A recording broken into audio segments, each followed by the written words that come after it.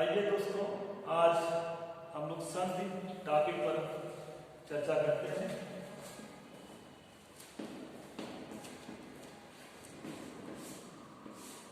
संधि संधि जो है 3 प्रकार की होती है।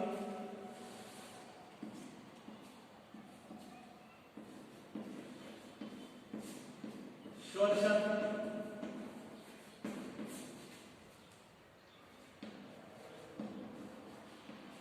व्यंजन संधि और तीसरी है विसर्ग संधि। इसमें स्वरों का मेल होता है स्वर संधि में, व्यंजन संधि में व्यंजन का और इसमें विसर्गों का। तो यहां पे हम स्वर संधि के विषय में अध्ययन करेंगे। स्वर संधि आपकी जो है ये 5 प्रकार की होती है। पहली दीर्घ संधि, दूसरी गुण संधि, तीसरी वृद्धि संधि और चौथी यण संधि और 5वीं अयान संधि। अब यहां पे हम ये देखते हैं कि इसको 60 तरीके से किस प्रकार से याद किया जाए कि याद रहे हमेशा। बार बार इसको नियम से पढ़ते हैं, भूल जाते हैं, लेकिन जो है इसको इसका 60 रूप बताते हैं। अगर दीर्घ संधि दीर्घ बड़ा होता है, दीर्घ संधि में क्या होता है, अगर कहीं पे हमें आ ई उ, आ ई उ, आ ई उ आए संधि में उसका विच्छेद करने पे मिले तो हम वहां पे समझ लेते हैं कि दीर्घ संधि है। और गुण संधि, जहां पे हमें दीर्घ संधि का किसी भी शब्द का विच्छेद करते हैं तो उसमें हमें ए, ओ और आर ये शब्द की आवृत्ति हो तो वहां पे समझ लेते हैं कि हम गुण संधि है।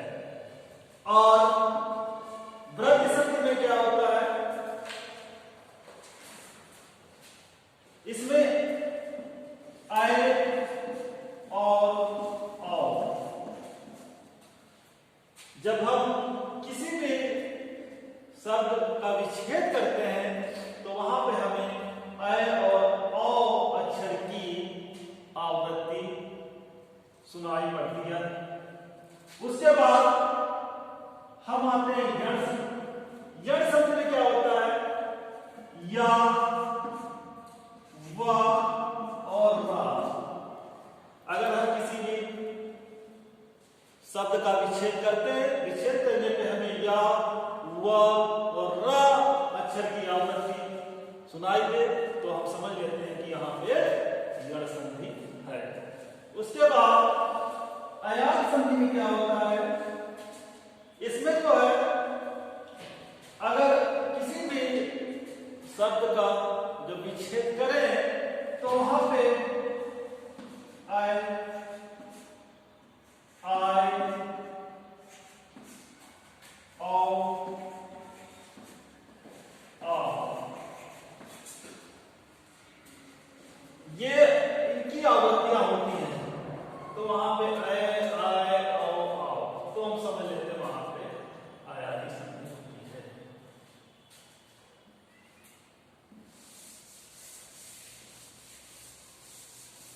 अब इसके आगे हम लोग दीर्घ संधि के विषय में चर्चा करते हैं।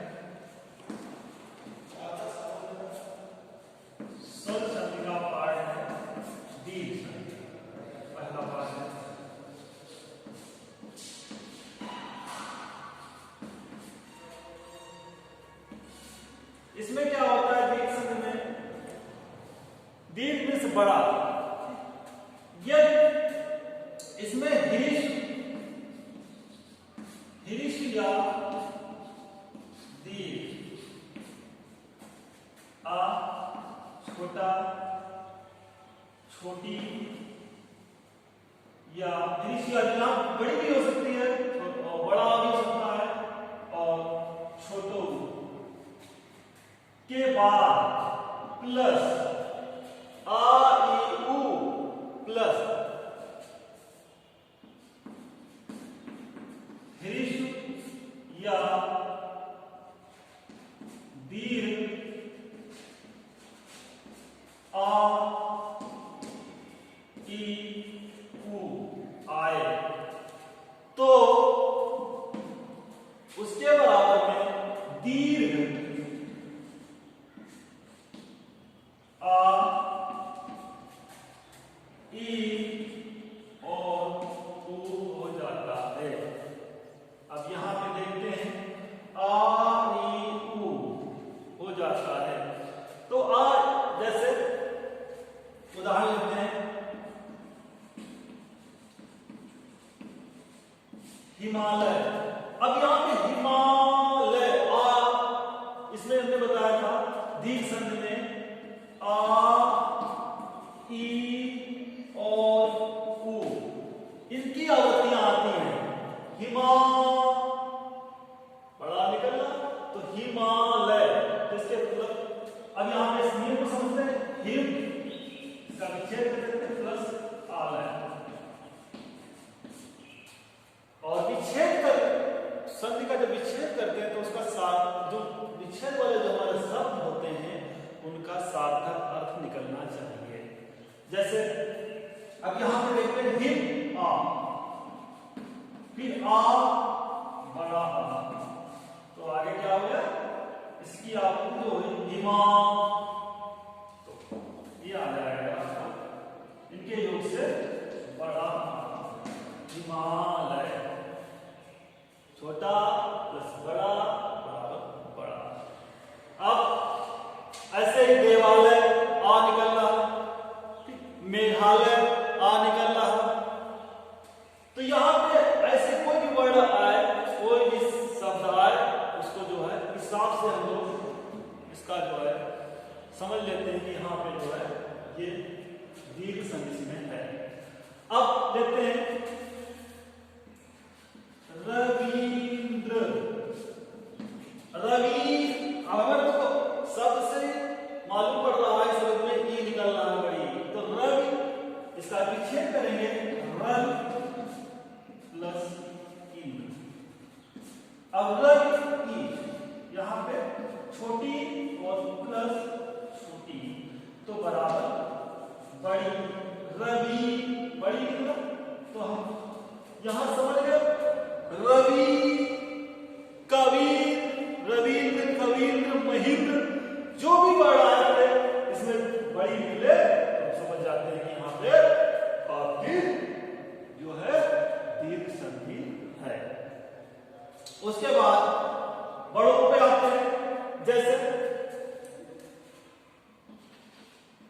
लघुनी, अब इसको जो करते हैं लघु प्लस ऊर्ध, अब छोटो प्लस बड़ो बराबर बड़ो, यहां पे ऊ लघु बड़ो निकल रहा, इसकी आवृत्ति हो रही, तो इससे समझ जाते हैं कि यहां पे जो है दीर्घ संधि। और ऐसे ही और भी शब्द ले सकते हैं, जैसे वधूत्सव, वधु धन उत्सव, छोटो छोटो बड़ो, ठीक इस प्रकार से हम आ ई उ याद कर लेते हैं। और अगर इन शब्दों के जब उच्चारण करते हैं, इन शब्दों के उच्चारण में इन अक्षरों की आवृत्ति होती है आ ई उ, तो वहां पे हम समझ जाते हैं कि हमारी जो है शब्द में दीर्घ संधि है। अगर हमें ये नहीं याद रहता है तो इन शब्दों से, इन अक्षरों से जो है हम दीर्घ संधि का पता लगा सकते हैं। आगे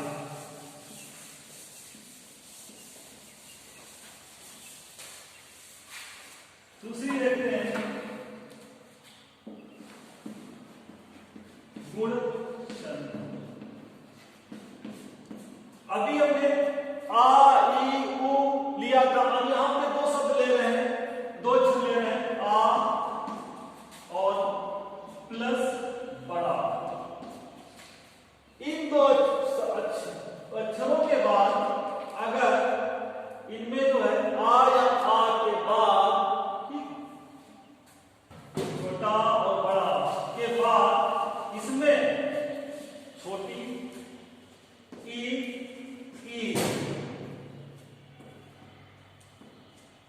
और उ बड़ो, यह ऋषि। छोटा या बड़ा के बाद छोटी बड़ी छोटो बड़ो ऋषि आ गए। तो इसमें हमने बताया था कि ए ओ और आ, ये तीन अक्षर याद रखते हैं, ए ओ आर। अगर हमें किसी शब्द में इन अक्षरों की आवृत्ति होती है तो हम समझ लेते हैं वहां पे गुण संधि है। जैसे यहां पे ए, जैसे इसमें महेंद्र, अब यहां पे इस अक्षर का जब विच्छेद करते हैं शब्द का तो ये फिर महेंद्र, महा धन इंद्र। अब यहां पे देखते हैं कि बड़ा प्लस इसके बाद छोटी बड़ी, छोटिया, तो क्या हो जाता है इसका बड़ी ए भी प्रकट हो जाता है, छोटा बड़ा के छोटी बड़ी है तो इसी जगह पे ए देखो मैं लिखा। उसके बाद छोटो बड़ों का ओ और ऋषि का आ, ये हो जाता है। तो यहां पे देखो क्या हो गया, बड़ा और प्लस छोटी, तो क्या हो जाएगा ए, तो ये हो गया ए महेंद्र। ठीक, इस हिसाब से ये महेंद्र, नरेंद्र, ठीक है, जो भी वर्ड हमें यहां पर मिले तो वहां पे हम समझ लेते हैं ए ओ, ए की आवृत्ति आती है तो समझ लेते हैं गुण संधि। अब जैसे ओ, अब यहां पे जैसे ले रहे हैं महोत्सव, अब यहां पर देखिए इसका जब विच्छेद करेंगे तो महा धन उत्सव। अब महा इसका, अब ऐसे जब इसका उच्चारण कर रहे हैं शब्द का तो महो ओ निकल रहा, तो इससे समझ गए कि गुण संधि है। तो महो ओ, तो महोत्सव, महा इसमें आ बड़ा निकला, ठीक, और प्लस ऊ निकला। अब इसका क्या हो जाएगा, छोटा या बड़ा के बाद छोटो बड़ू हुआ तो क्या हो जाता है ओ, तो बराबर ओ। अब इस सब क्या हुआ था उच्चारण, महोत्सव, वनोत्सव, ठीक है, इस प्रकार से समझ लेते हैं वहां पे गुण संधि। अब आगे चलते हैं, जैसे आर वाले में देवर्षि। अब यहां पे जब इसका हम विच्छेद करते हैं तो देव प्लस ऋषि। अब यहां पे देखते हैं कि देवर, महर्ष, देवर्ष, तो यहां पे अर निकल रहा उच्चारण में इसके, तो देव आ प्लस ऋषि, तो क्या हो जाएगा, छोटा या बड़ा के बाद ऋषि आए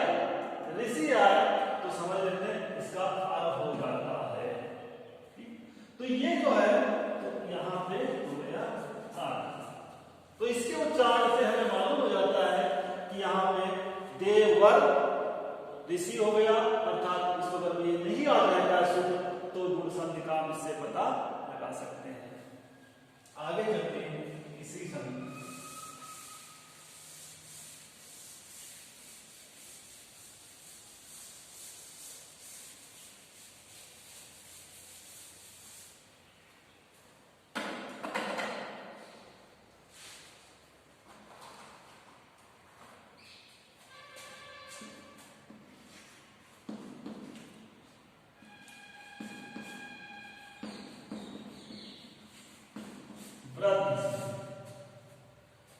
इसमें क्या होता है, इसमें हमने बताया था इसको शॉर्ट में कि ऐ और औ,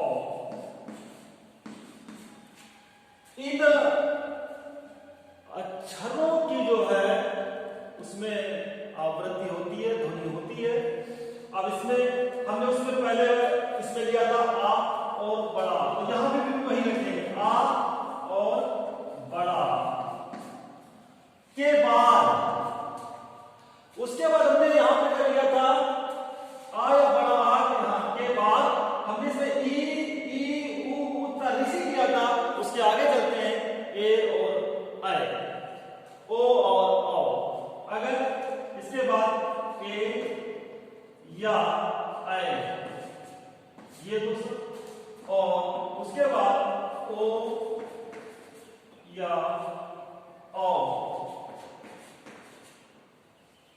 ये ऐ या ऐ ओ या औ आए तो इनमें जो है इसका क्रमशः ये इनका क्रमशः इसका ऐ और इसका औ हो जाता है। ऐ का ऐ और ओ और औ का औ हो जाता है। जैसे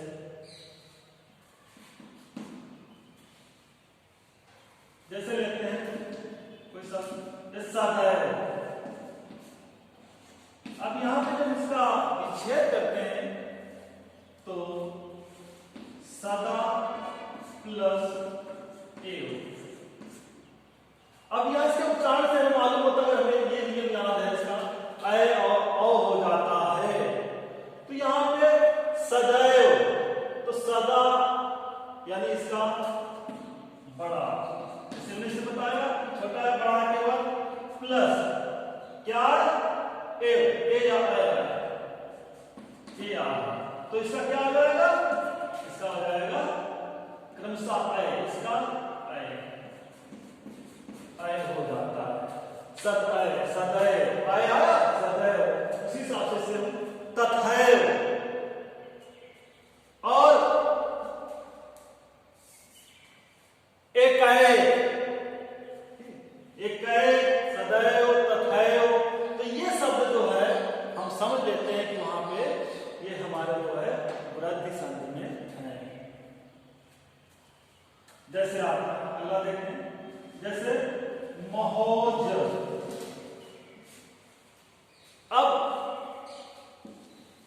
यहां पर इसका संधि विच्छेद करेंगे, विच्छेद करेंगे तो आएगा महा धन ओज।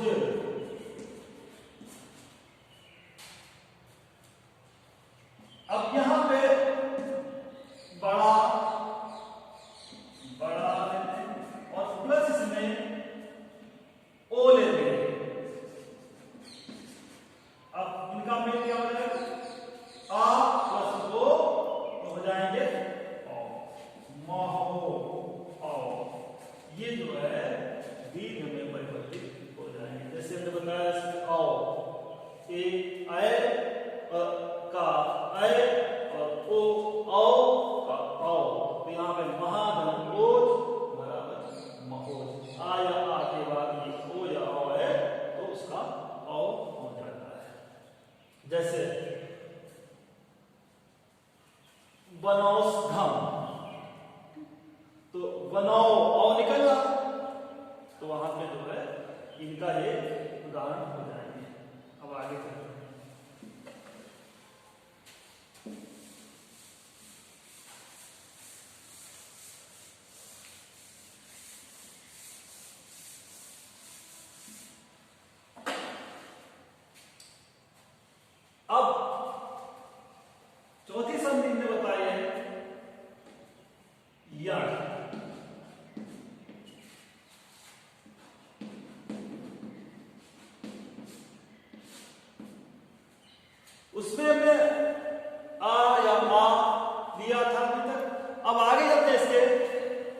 छोटी ई या ई, ह्रीश जाति, बड़ी छोटी, छोटो छोटी बड़ी, छोटो और बड़ों।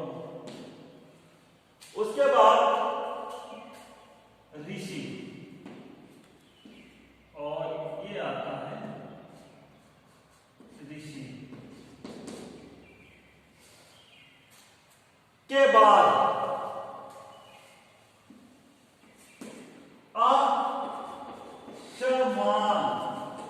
आसमान स्वर आए। छोटी बड़ी छोटू बड़ू, तब ऋषि के बाद अगर असमान स्वर इसमें आए तो हम समझ लेते हैं कि यहाँ पे यण संधि है। इसका हमने सूत्र बताया, सार में बताया था कि इसमें या और व और रा, इन अगर किसी अक्षर किसी शब्द का उच्चारण करते हैं, उच्चारण करने में हमें जो है या व र की आवृत्ति दिखाई दे, सुनाई दे, तो हम समझ लेते हैं वहां पे जो है हमारा जो है यण संधि है। जैसे तो असमान स्वर है तो क्रमशः यहाँ पे क्या आ जाता है, इनका क्रमशः ये ई का या और ऊ का वा तथा ऋषि का रा हो जाता है। जैसे एग्जाम्पल्स देखते हैं।